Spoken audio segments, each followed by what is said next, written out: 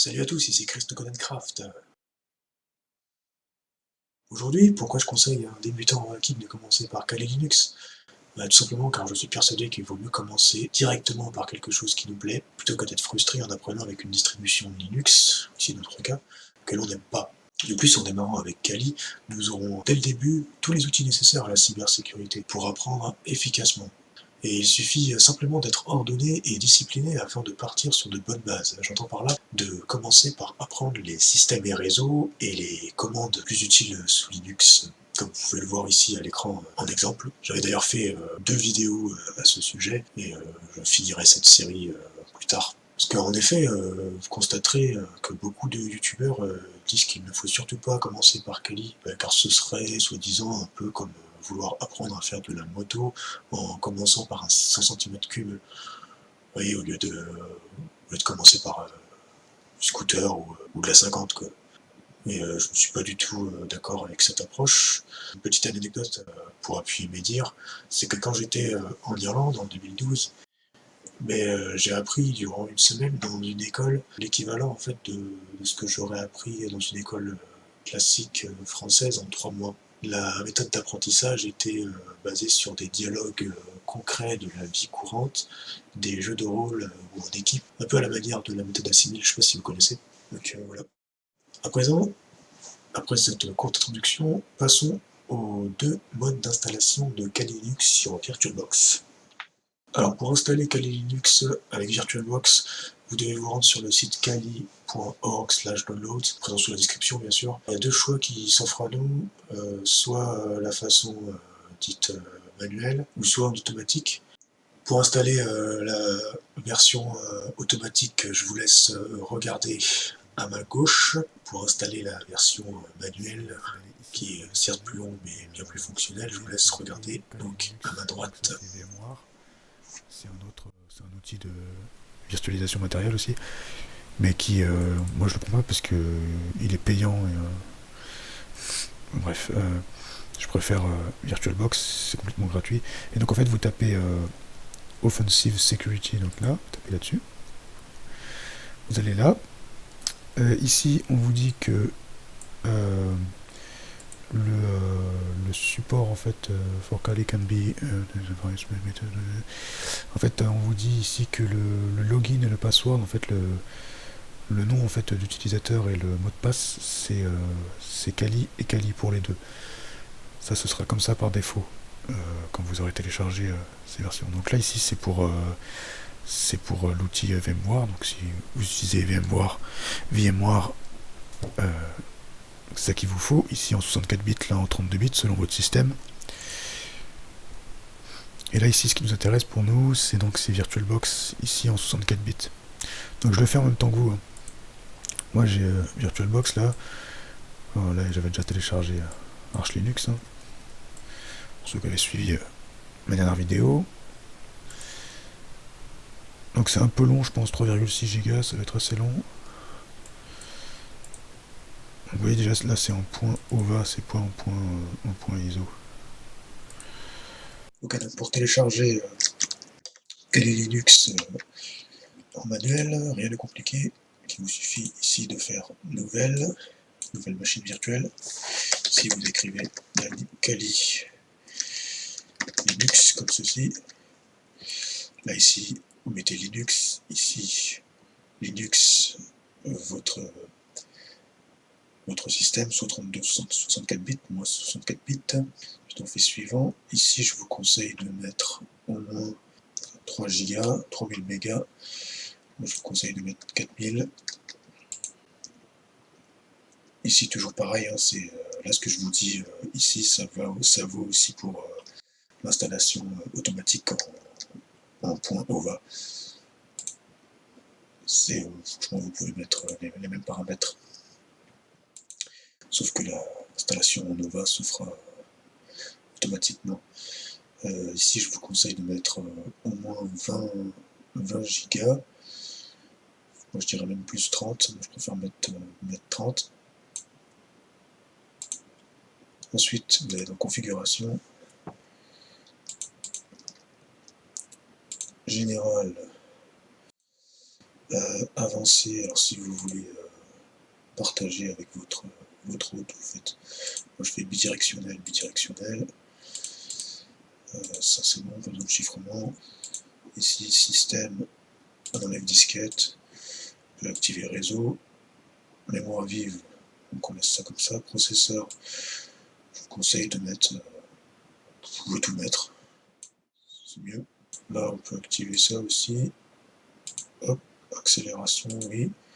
Si vous avez un message d'alerte, là j'en ai déjà parlé, hein, votre vidéo, avec Arch Linux et Garuda, il faut que vous allez dans votre BIOS, le cherchez par vous-même, il faut activer la virtualisation matérielle. Ici dans l'affichage mémoire vidéo, donc mémoire vidéo, pareil, vous pouvez mettre à fond si vous voulez,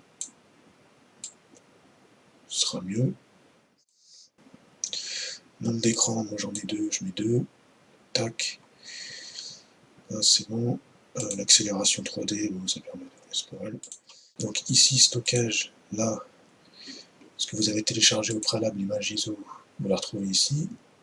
Vous vérifiez bien que c'est bien ça. Installeur AMD 64 ISO. Le son, moi je le désactive, il n'y a pas besoin. Le réseau, je vous conseille de mettre accès par pont, sinon ça risque de poser des problèmes. L'accès par pont, en gros, ça va se servir de la connexion directe de Windows, si je dis pas de bêtises. Le contrôleur USB, on peut le désactiver. Voilà, et après ça pose pas trop de problème. Ça, de toute façon, vous pourrez le changer.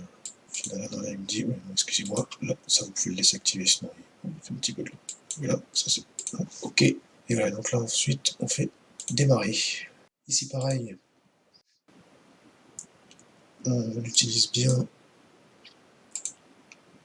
on reprend bien le, ici là, que les Linux AMD à 4 Go. Là, les petits messages, j'en ai déjà parlé, hein, c'est parce que c'est juste pour vous dire qu'il prend en compte votre clavier et votre souris. Là, vous pouvez mettre graphique install.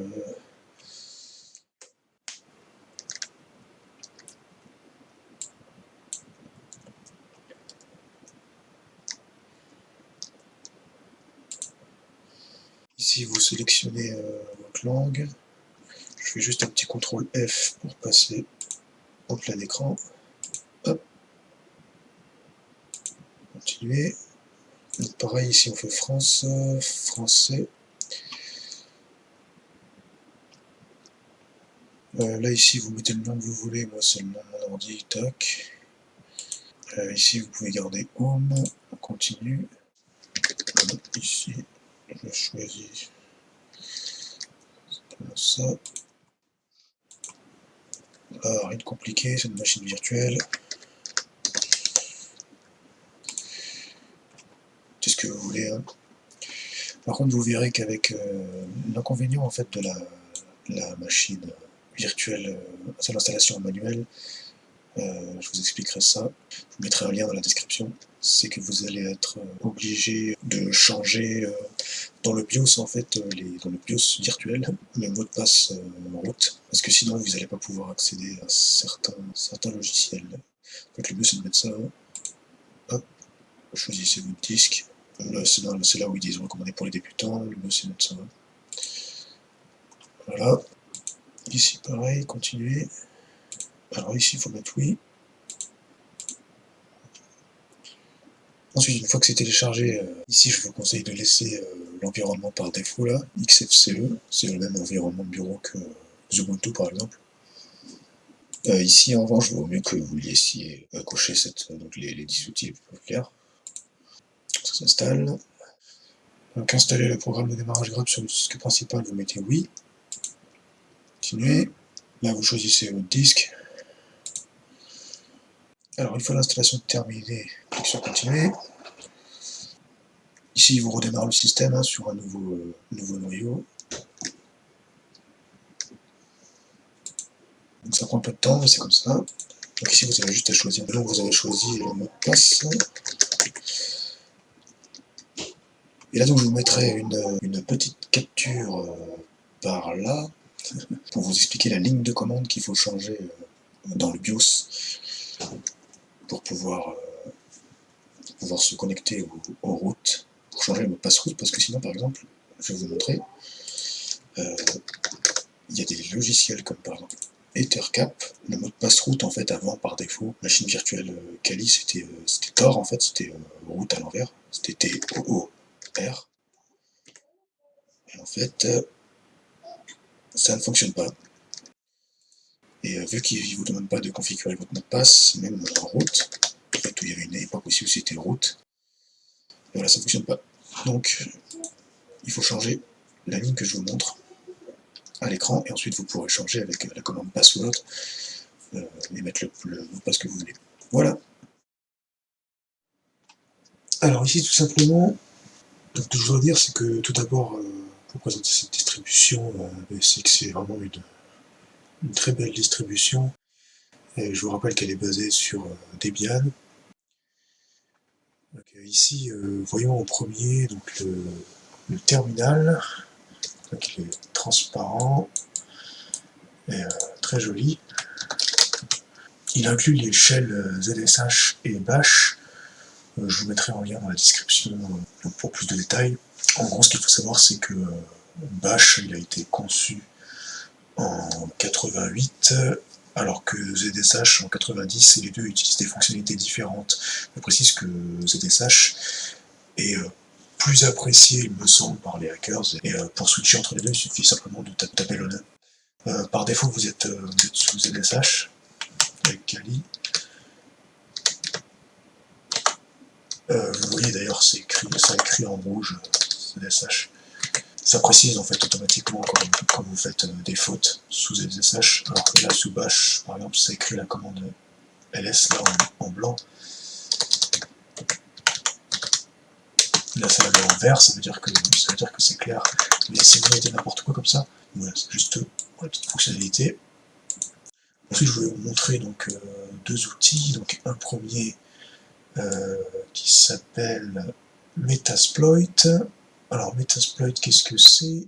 Ça permet de faire des recherches sur d'autres machines de façon très poussée. En fait, par exemple, ça permet de trouver des informations précises sur des services donnés ou encore voir des noms de logiciels. En gros, pour faire simple, vous pouvez, grâce à cet outil, exploiter les vulnérabilités de certains logiciels si vous avez l'IP de la machine en question, si vous avez réussi à trouver l'adresse IP d'une personne, en fait. Mais vous allez pouvoir exploiter des vulnérabilités grâce à cet outil en fait qui vous permet en montrant des lignes de commande, par exemple ifconfig qui va afficher l'IP et tout ça. Enfin, ça vous permet d'ailleurs plus poussé après avec des commandes comme nmap. Enfin voilà, tout ça va vraiment vous permettre en fait après, enfin je vous en dis pas plus pour l'instant, je ferai des vidéos dédiées à ça parce que ce serait long. Mais voilà, d'avoir des informations sur des failles dans les logiciels, dans des serveurs DNS, tout ça. Ensuite, deuxième outil, on finit là-dessus, donc c'est Ethercap, c'est celui qu'on avait vu plus tôt. Il permet en fait de sniffer, en fait, c'est-à-dire de scanner les réseaux Wi-Fi, de scanner le réseau. Et je suis pas sûr que ce soit que le Wi-Fi, je crois qu'il peut scanner d'autres sortes de réseaux aussi. Il est très puissant en fait, car il permet, par exemple, avec une attaque dite ARP poisoning, qu'on voit ici là.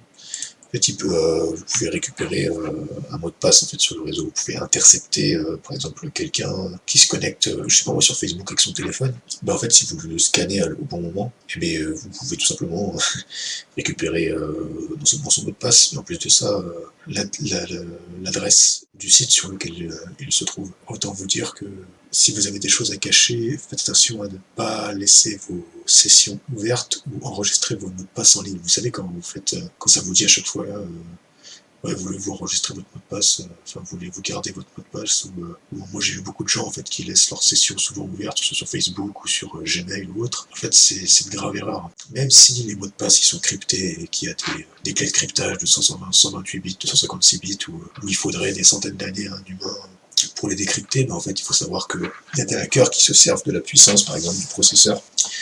Un processeur par exemple comme le mien qui a une puissance de 3,20, 3,40 GHz par gigahertz seconde, ça veut dire en gros qu'il peut effectuer plus de 3 milliards d'actions à la seconde. Donc ça peut tomber en plusieurs heures ou plusieurs jours, un mot de passe, même de 256 bits. Bref. Je vous laisse aller voir des vidéos sur le sujet. Et voilà, cette vidéo est maintenant terminée. Merci de m'avoir écouté et regardé. Je vous dis, soyez dans la joie, la vie soit sur vous. Et salut à tous.